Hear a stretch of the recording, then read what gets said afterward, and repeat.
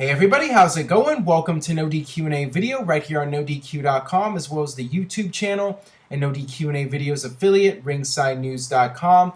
This is the 9th straight day that I've posted a video here on NoDQ's YouTube channel. Almost at 50,000 subscribers now, so please spread the word in any way you can about NoDQ&A video and NoDQ.com, which of course will have Royal Rumble coverage this Sunday. Got your questions here from spring.me/AaronRift. So let's get started with the first one from Sam the Fighters. Hey Aaron, would it be a good idea of having John Cena win the world title at the Rumble and Bryan to win the Rumble match and then having Bryan versus Cena again? Also with that, Brock doesn't get pinned and faces Roman Reigns for Reigns to put him over without having the title. In my opinion, I don't think it's a good idea to do John Cena versus Daniel Bryan again at WrestleMania. It's already been done. That story has already been told. I think that a stronger main event would be a babyface versus a heel. I'd like to see a fresh matchup, something that we haven't seen before at WrestleMania. That's just my opinion on a possible Cena versus Bryan match. And as far as Brock Lesnar versus Roman Reigns without the title on the line, once again, not a big fan of that. I think that WWE has not utilized Brock Lesnar properly as the WWE champion. He should have been defending the title more often. And the fact that he ended Undertaker's streak, WWE needs to keep Brock Lesnar hot. And I think that Brock Lesnar is most effective. You can utilize him the best way by having him defend the title at WrestleMania and putting over the top star, whether that's Daniel Bryan or Roman Reigns or Dean Ambrose. Doesn't matter who it is. The whole purpose is to get somebody over, somebody beating Brock Lesnar for the title, the guy that ended Undertaker's streak and beat John Cena at SummerSlam in dominant fashion for the title. Somebody can really gain from winning the title from Brock Lesnar. So to me, having Brock lose the title, he loses a lot of his value. Not a fan of it. Got this question here from Seth Rollins Guy. Hi Aaron, I know Triple H is an authority figure now, but would you like to see him have one last reign as WWE World Champion before he retires? I think that will be best for business. Well, I'm sure Triple H himself might feel that way, and Triple H fans might feel that way, but the way I see it is when somebody is retiring, they should be putting over the future generation. And if Triple H was to win the world title and retire as world champion perhaps, to me that would be counterproductive.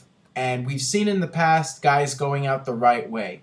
Shawn Michaels, he didn't have to have one last reign as WWE champion.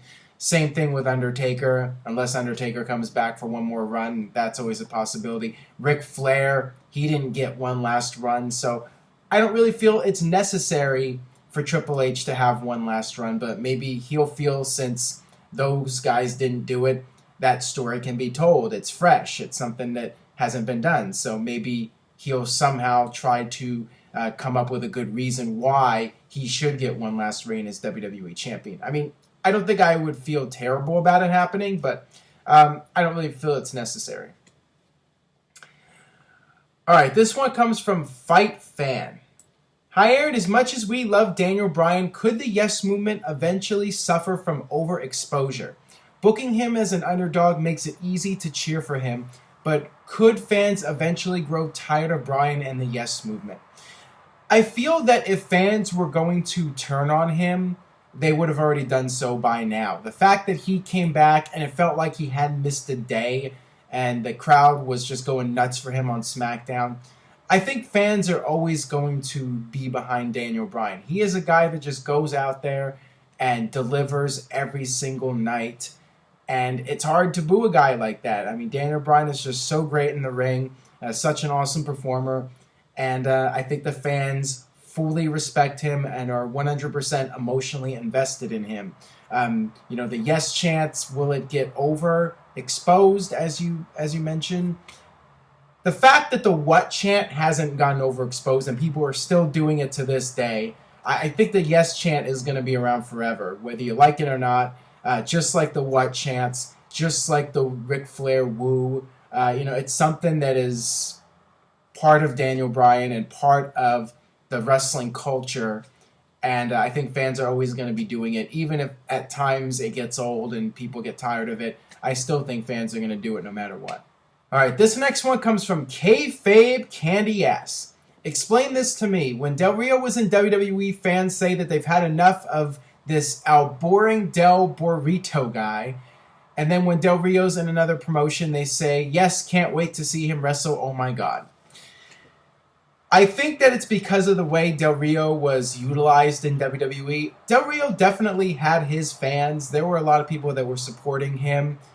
And it was just the fact that they did stupid stuff with his character. They had him run over Santa Claus. They made him a face and didn't really utilize him properly. And then they went back to making him a heel again. I think that that's why some people weren't happy about Del Rio's run in WWE. He just wasn't utilized properly, I think. The fact that he's gone to other promotions, it's an easy pop. When you go to Ring of Honor and you bash WWE, I mean, just about anybody can do that and get a good reaction. Great Khali could show up in Ring of Honor and trash WWE and the fans would mark out for him. So, that's just the way it is. People will react to somebody if they knock the establishment, so to speak. But with Del Rio, I do feel that a lot of people like the guy and respect the guy. They just didn't like the character all that much in WWE and how he was portrayed and how he was booked. All right, this one comes from Nick Stefano 16. Hi, Aaron, first time asker. Do you think Sable will get inducted into the WWE Hall of Fame at some point? Possibly in 2016 or 2017. Please answer in video. I think that if she does go in, it will be more of a political move than anything else. Keep in mind that she is married to Brock Lesnar, and maybe WWE will induct her to please Brock Lesnar if they're trying to sign him to a new deal or keep him satisfied with his status in the company. Does she really deserve to go in the Hall of Fame? I mean, she was one of the most popular divas of the 90s, but I know some people out there might disagree, but I feel that Chyna probably deserves it more than Sable.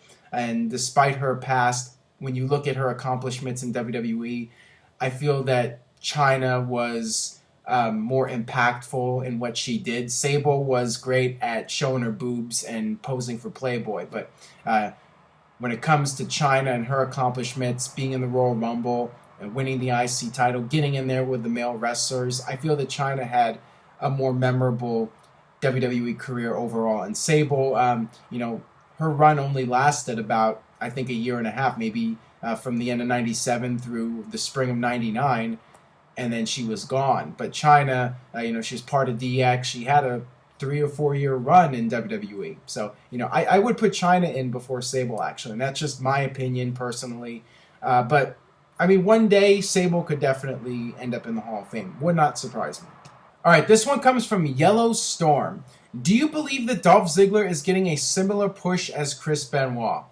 When you ask me this question, are you trying to say that Dolph Ziggler is going to be pushed to the point where he wins the Royal Rumble and then goes on to WrestleMania to win the world title?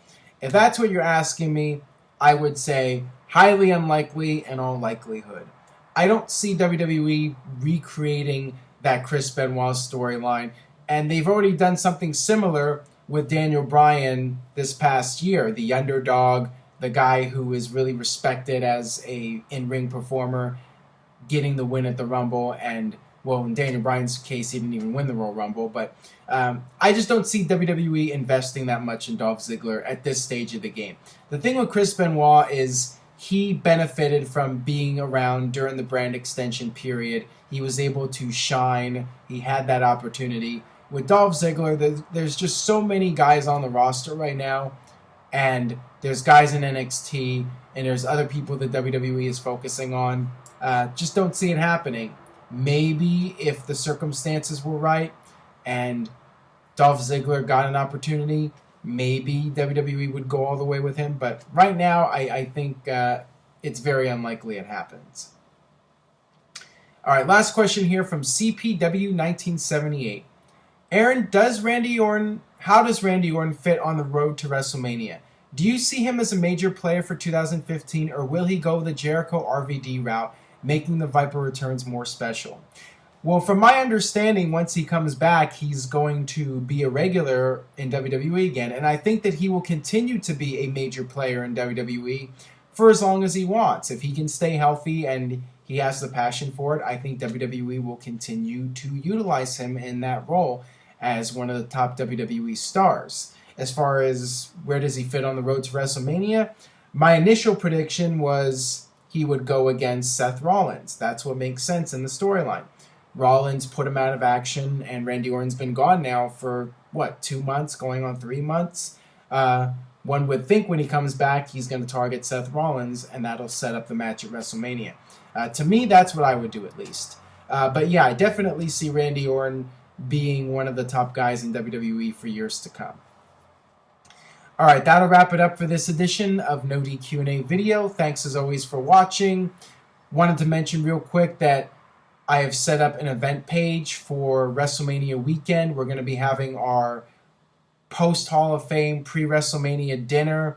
You can RSVP on Facebook. I'm going to leave the link to the event page in the description box. So check that out if you're going to be in town in San Jose for WrestleMania weekend.